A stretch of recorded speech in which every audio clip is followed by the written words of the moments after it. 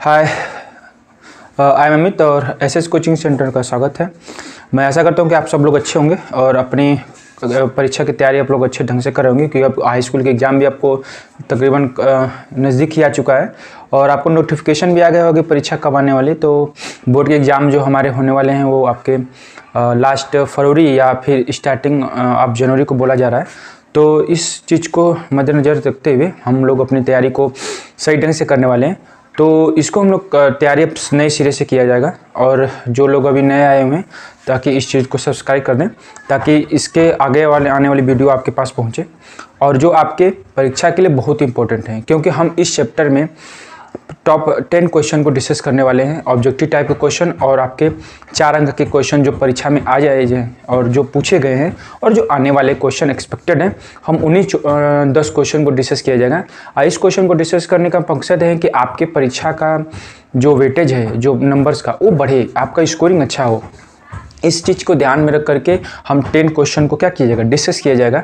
तो इसमें हम लोग ऑब्जेक्टिव टाइप का भी क्वेश्चन डिस्कस करेंगे, क्योंकि अब 20 नंबर का पूरे मैथ से 20 क्वेश्चन आपको ऑब्जेक्टिव टाइप के क्वेश्चन पूछे जाएंगे। तो आपको ऑब्जेक्टिव टाइप क्वेश्चन की इंपॉर्टेंट क्या कुछ समझनी होगी, क्योंकि 20 नंबर एग्ज़ाम में पास करना लाना बहुत बड़ी बात होती है।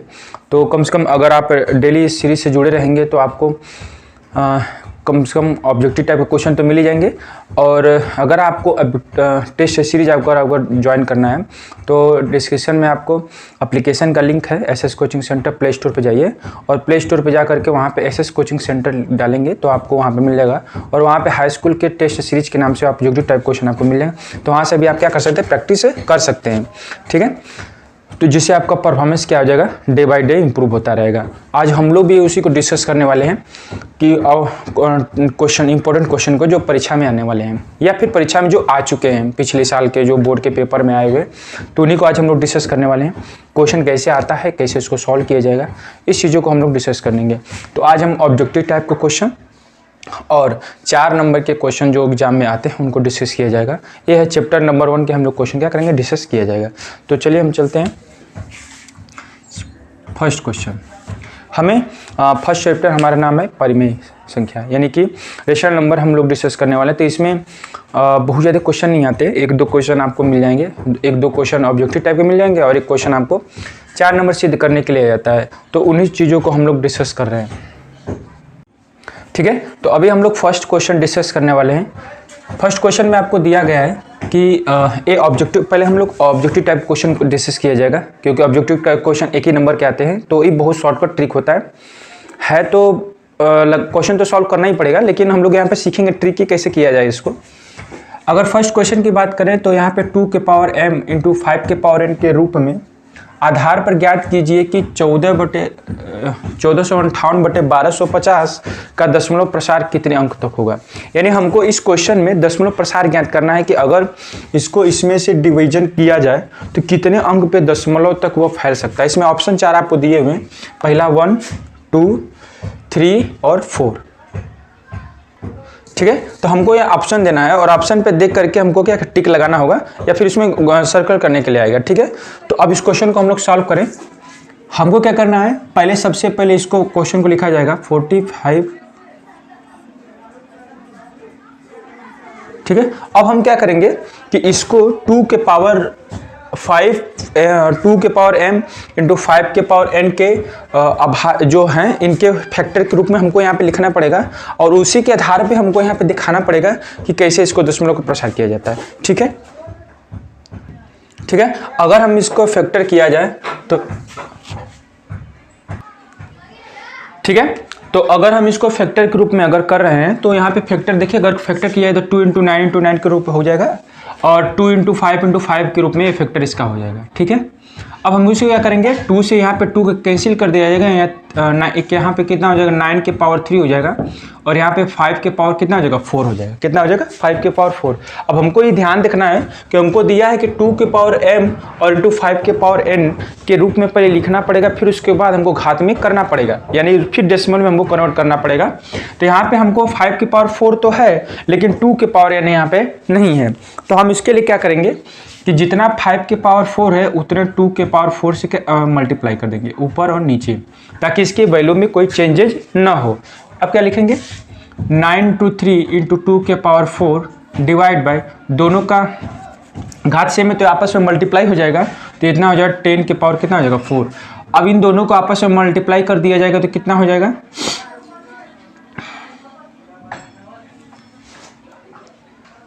ठीक है। अगर इसका मल्टीप्लाई किया जाएगा तो यहाँ पे हो जाएगा 7 to 9 multiply by 60 divide by 1 2 3 4 हो जाएगा। अब इसका मल्टीप्लाई यहाँ पे किया जाएगा तो कितना आ जाएगा 11664 और डिवाइड बाय 1 10,000 हो गया। अब हम क्या करेंगे, यहाँ पे अगर डेसिमल में हमको बदलना है तो जितना नीचे अगर जीरो रहता है उसे ऊपर क्या उतना पे डेसिमल लगा देंगे, तो कितना हो जाएगा 11664 1 2 3 4 यानी कि 1.164। यानी हमको इस क्वेश्चन में ये पता करना था यदि 1458/1250 को अगर डेसिमल के रूप में लिखा जाए तो कितने स्थानों तक दशमलव का प्रसार होगा। तो अगर इसको देखा जाए तो यहाँ पे कितने अंक, दशमलव के बाद कितने अंक आ रहे हैं 1 2 3 4 यानी 4 अंक तक प्रसार हो रहा है, तो यानी कि हम 4 पे क्या करना टिक लगा देंगे और ये हमारे क्वेश्चन के आदम बिल्कुल करेक्ट हो जाएगा, ठीक है। तो ऐसे ही क्वेश्चन आएंगे, हमको करना पड़ेगा, थोड़ा सा होगा कैलकुलेटिव लेकिन करना पड़ेगा, ठीक है। इसी तरह से दूसरा क्वेश्चन आते हैं। दूसरा क्वेश्चन तो बिल्कुल आसान है क्योंकि हमको लसा और मसा निकालना आता है।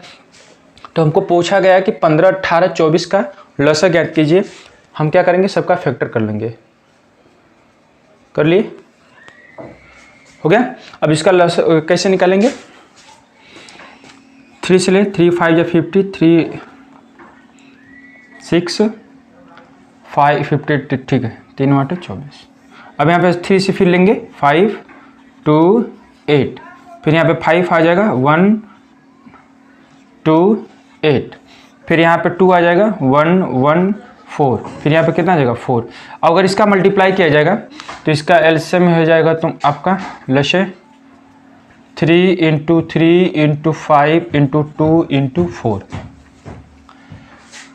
तो 36 इंटू 5 2 या 10 यानी कि 360। हम डी पे क्या करें, आंसर टिक कर देंगे, ठीक है। तो इतना क्वेश्चन आपको ऑब्जेक्टिव टाइम में आपको इतना क्वेश्चन आने वाले हैं और बिल्कुल सिंपल रहेगा, तो घबराने की कोई बात नहीं है। और ये सब ऐसे ऐसे क्वेश्चन हैं जो आपकी परीक्षा में आ चुके हैं और एक्सपेक्टेड क्वेश्चन है। हम वही क्वेश्चन डिस्कस कर रहे हैं जो आपकी परीक्षा में आएगा। तो इस साइड को आप विश्वास रखें कि जो भी हम यहाँ पे क्वेश्चन डिस्कस कर रहे हैं वो आपके एग्जाम के पॉइंट ऑफ व्यू से डिस्कस किया जा रहा है, ठीक है। तो इस वीडियो को स्किप बिल्कुल भी मत कीजिएगा और जो लोग नए आए हुए हैं इस चैनल पे प्लीज़ उसको सब्सक्राइब कीजिए ताकि और आपके दोस्तों को भी शेयर कीजिए ताकि इस चीज़ को फ़ायदा उठे, ताकि उनका भी बोर्ड में जो इम्प्रूवमेंट हो अच्छे हो। क्योंकि मैथ एक ऐसा सब्जेक्ट हो जो बिना प्रैक्टिस के हम लोग उसमें नंबर नहीं ला सकते हैं। अगर आप प्रैक्टिस नहीं कर रहे हैं मैथ का तो आपके नंबर्स पासिंग मार्क्स पे ही बस जाके अटक जाएंगे, किसी तरह से पास होंगे। तो मैथ में प्रैक्टिस करना बहुत ज़रूरी है क्योंकि बिना प्रैक्टिस के मैथ में क्वेश्चन हो ही नहीं पाएंगे। हमको लगता है कि आसान है लेकिन जब करने चलते हैं तो क्वेश्चन हो ही नहीं पाता है। तो यानी कि अब कुछ समय आ चुका है कि हमें डेली 5 to 10 क्वेश्चन मैथ के क्या करना चाहिए, रिविजन करना चाहिए। हम क्या करें, आपका काम आसान करने के लिए ये सारी चीज़ें हम मेहनत करते हैं ताकि आपके यहाँ पहुँचे और आपका क्या हो काम आसान हो। तो वीडियो को ज़्यादा से ज़्यादा शेयर करिए ताकि और आपके जो दोस्त हैं उनको भी मिले।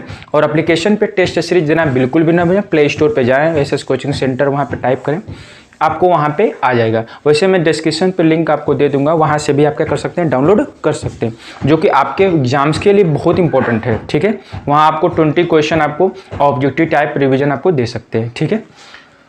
सेकेंड क्वेश्चन हो गया। थर्ड क्वेश्चन की अगर बात करें, दिया गया कि यदि 2 नंबर हैं और उनका यहाँ पे लसा दिया हुआ है, लसा दिया हुआ है 3168 है, तो मौसा ज्ञात कीजिए। अब ये भी इसमें भी हमको 4 ऑप्शन दिया हुआ है। इसका एक छोटा सा फॉर्मूला होता है जिसको हम क्या करेंगे, कैलकुलेट करेंगे।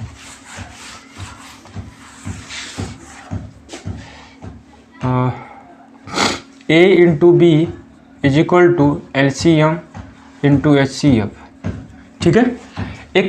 इसका एक फॉर्मूला हमको याद करना है, पहली संख्या गुणे दूसरी संख्या और LCM इंटू HCF है। तो अब इसको क्या करना है, जो जो हमको दिया हुआ है उसको लिख लेते हैं। यानी पहली संख्या दिया हुआ है और मल्टीप्लाई बाय दूसरा नंबर भी हमको दिया ही है। LCM हमको दिया है 3168 और हमको HCF यहाँ से क्या करना है, फाइंड आउट करना है, तो यानी कि HCF। अब तो बिल्कुल आसान हो गया, इसका मल्टीप्लाई करो, इसका डिवाइड कर दो, तो HCF इज इक्वल टू हो जाएगा 132288 डिवाइड बाई 3168। हम इसको काटेंगे तो हमारा आंसर कितना आएगा 22,338। ठीक है, तो हम क्या करेंगे, हमारा इसको आंसर टिक लगा देंगे। आपको कैलकुलेशन आता होगा, इतना कैलकुलेशन आपको खुद करना पड़ेगा। अगर आपको फिर भी अगर कोई प्रॉब्लम होती है तो कमेंट सेक्शन में ज़रूर कमेंट लिखें, ताकि हम और आपको अच्छे से मेहनत करके और क्वेश्चन आपको लाएं। ठीक है, अब हम आते हैं थर्ड क्वेश्चन, फोर्थ क्वेश्चन पे हम लोग आते हैं।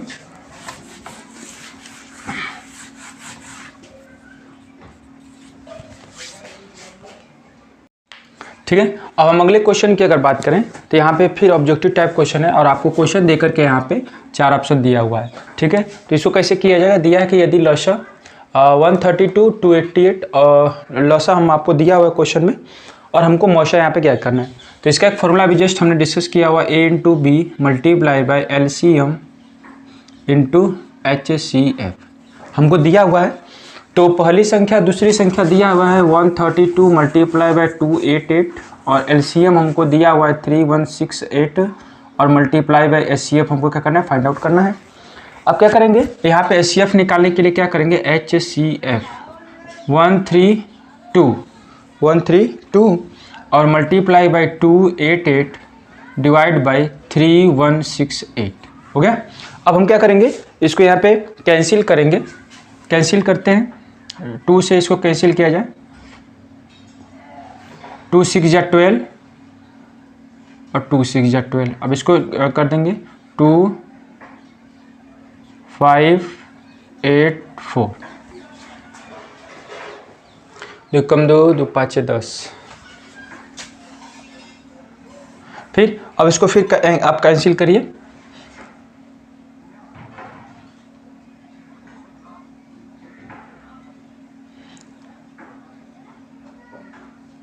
कैंसिल करिए 11 से, 11 6 का 66 और 11 कम 11, 11 चौक 44, फिर 11 चौक के 44। ठीक है, फिर यहाँ से कैंसिल कीजिए 6 से, 6 कम 6, 6 दूना के 12, फिर 6 चौक के 24। ठीक है, फिर इसको कैंसिल कीजिए, 24 से कम 24 दूना के 48, यानी कि हमारा कितना आ गया 12। अब यहाँ पे आंसर टिक कर देंगे किस पे, 12। यानी कि अगर दो संख्या 132 और 228 है, इनका लौसा अगर हमको इतना दिया हुआ है तो मौसा ज्ञात करना है, तो मौसा इसका कितना आ जाएगा 12। 12 आ गया तो हम आंसर टिक लगा देंगे 12 पे। ठीक है, तो ये क्वेश्चन आपको ये फॉर्मूले बस हमको याद करना है कि पहली संख्या गुणे दूसरी संख्या बराबर के लसा गुणे मौसा, जो दिया रहेगा उसको फाइंड उसमें रखना है, पुट आउट करना है वैल्यू को पुट आउट करने के बाद सिंपल से कैलकुलेशन है, फटाक से आंसर टिक कर देंगे। ठीक है, अब उसके बाद 5 क्वेश्चन हमको दिया है, संख्या 144 अभाज्य गुणनखंड में अभाज्य गुणनों के घातों का क्या करना है, योग निकालना है।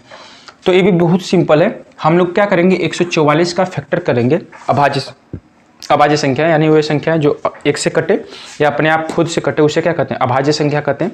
तो अभाज्य संख्या के रूप में हमको यहाँ पे लिखना है और फिर उनको हमको क्या करना है, जो उनके पास पावर यानी घात आएगा उनको जोड़ करके इसमें टिक कर लगाना है कौन सा आएगा। तो करते हैं 144 अगर फैक्टर किया जाए तो 12 इंटू 12 हो जाएगा और 2 इंटू 2 इंटू 3 2 इंटू 2 इंटू 3 हो गया। तो 2 का कितना पावर हो जाएगा 1 2 3 4 और 3 पे कितना पावर हो जाएगा 1 2। ये हमने घात के रूप में लिख दिया। अब हमको क्या करना है कि जो फैक्टर हैं जो भाज्य गुणनखंड है उनके घातों का योग कितना हो जाएगा, 4 और 2 मिलकर कितना हो जाएगा 6, यानी आंसर हमारा कितना हो जाएगा 6 हो जाएगा। ठीक है, समझ में आया। आज हम इस जो हमने 5 क्वेश्चन डिस्कस किए हुए हैं वो ऑब्जेक्टिव टाइप के क्वेश्चन थे जो इस चैप्टर के लगभग में बहुत इंपॉर्टेंट थे, जो परीक्षा में आए हुए थे या फिर आने वाले हैं। ये हमने 5 क्वेश्चन उसको डिस्कस किया हुआ है। अब हम कुछ इंपॉर्टेंट 4 नंबर के क्वेश्चन को डिस्कस किया जाएगा जो परीक्षा में आए हुए थे।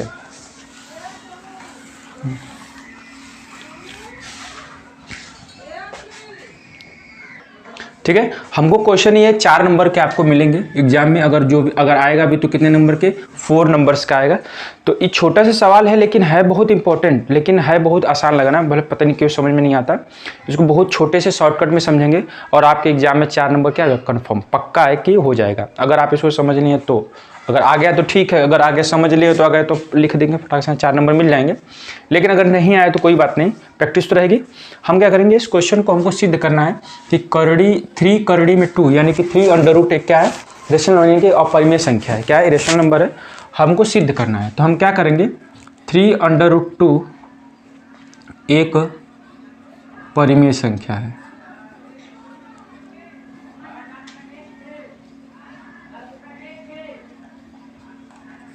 क्या है, परिमेय संख्या। हमने इसको मान लेते हैं कि अगर ये हमारी क्या है, एक परिमेय संख्या है, और इसको सॉल्व करते करते अगर लास्ट में भी अगर परिमेय संख्या अगर हमको फाइंड आउट होता है तो हम कहेंगे कि ये हमारे लिए जो हमने माना हुआ था वो क्या गलत हो जाएगा, और इसका अपोजिट हम लोग बोल देंगे कि क्या है, एक अपरिमेय संख्या है। ठीक है, तो हम ये मान लेते हैं कि 3/2 जो हमारा क्या है, एक परिमेय संख्या है। क्या है, परिमेय संख्या है।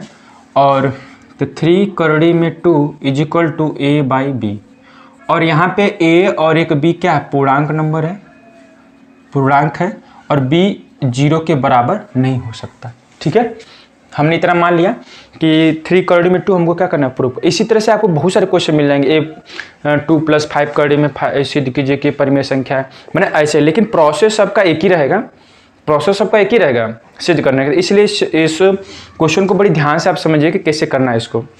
तो 3/2 आपका a/b, हमने इसको मान लिया कि एक रेशनल नंबर है, और जहाँ पे a और b क्या है, पूर्णांक है, और b ≠ 0, यानी कि 0 के बराबर नहीं हो सकता है। ठीक है,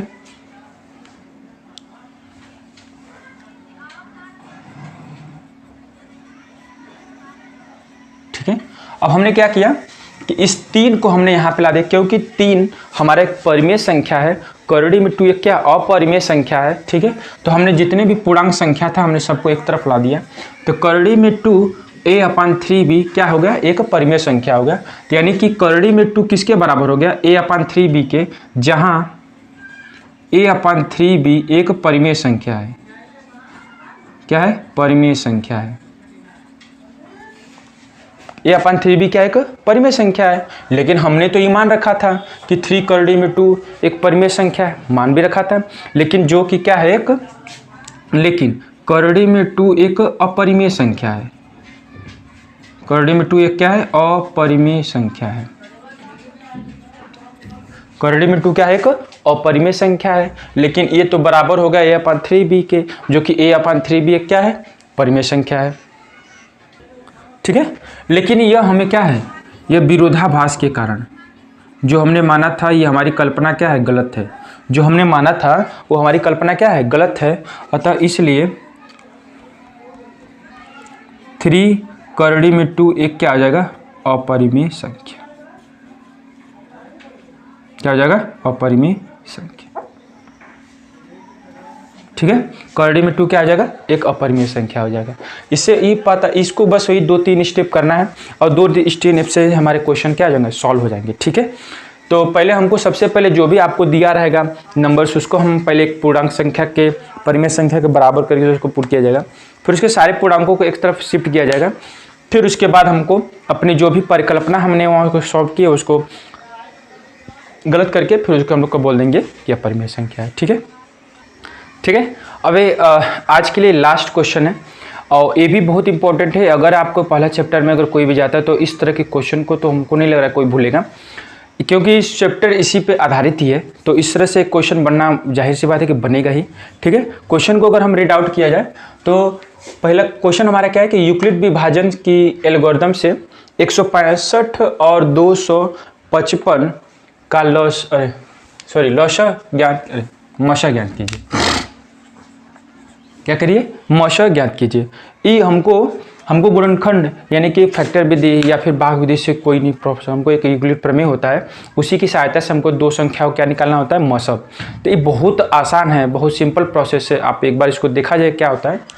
अगर हम मशब निकालने की कोशिश करें तो 165 और 255 में सबसे पहले क्या करेंगे, डिवीजन देंगे। क्या करेंगे, डिवीजन करेंगे। तो 1 टाइम्स जाएगा यहाँ पे 165 हो जाएगा, 0 90। यहाँ पे देख रहे हैं, यहाँ पे रिमाइंडर क्या हो गया, 0 नहीं हुआ। क्या हुआ, 0 नहीं हुआ। तो स्टेप में हम लोग क्या रखेंगे, 255 यूक्लिड प्रमेय है, यहाँ पे यूक्लिड प्रमेय लिखा जा रहा है, 255 बराबर 165 मल्टीप्लाई बाई 1 प्लस 90। कैसे लिखा गया इसको ध्यान से देखते हैं। यहाँ पे हमने 165 से तो डिवीजन किया, तो इसका मल्टीप्लाई इसके साथ करेंगे और प्लस जो रिमाइंडर आया है जोड़ देंगे तो 255 के बराबर हो जाएगा। ठीक है, ये हो गया हमारा। यहाँ पे लिख देंगे 90 यानी शेषफल नॉट इक्वल टू 0, शेषफल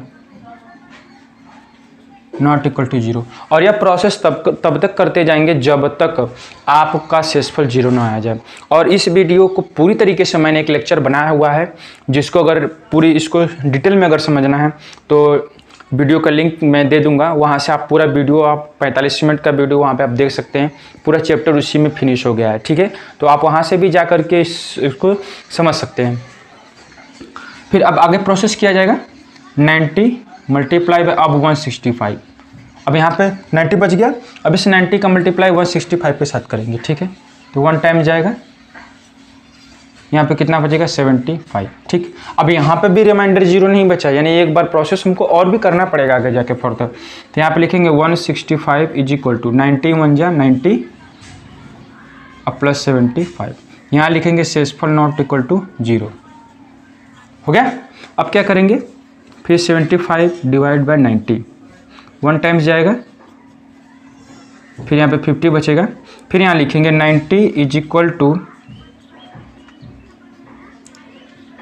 फिर यहाँ लिखेंगे शेषफल नॉट इक्वल टू 0, ठीक है। अभी एक बार अभी भी शेषफल 0 नहीं हुआ है, फिर आगे लिखा जाएगा 50 और यहाँ पे 75, तो यहाँ कितना हो जाएगा 75 0 0। अब देखो यहाँ पे हमारा जो शेषफल आ गया क्या हो गया 0 हो गया। अब हमारा यहीं पे प्रोसेस क्या हो जाएगा, स्टॉप कर देंगे। अब उसके बाद लसा कितना हो जाएगा हमारा 50, कितना हो जाएगा 50। यहाँ पे लिखेंगे 75 इज इक्वल टू 55 प्लस 0, तो यानी हमारा मौशक कितना हो जाएगा 15, ठीक है। ये होता है यूक्लिड प्रमेय एल्गोरिथम, जिसका सहायता से हम किसी भी बड़े से बड़े नंबर्स का हम लोग क्या कहते हैं मौशक निकाल सकते हैं। और जब भी प्रोसेस किया जाएगा एक एक स्टेप का इसका एल्गोरिथम प्रमेय में लिखा जाना चाहिए, ठीक है। तो आज का हमारा एक क्वेश्चन सेशन खत्म होता है। फिर से अगला हम कल से फिर एक नई सीरीज आपको टॉप 10 क्वेश्चन का लेकर आएंगे, और बने रहिए इस चैनल के साथ। आज के लिए थैंक यू, धन्यवाद। और चैनल को सब्सक्राइब और शेयर जरूर करिए, ताकि आपको इसी तरह से आने वाले क्वेश्चंस आपको मिलते रहें, ठीक है। Thank you, bye.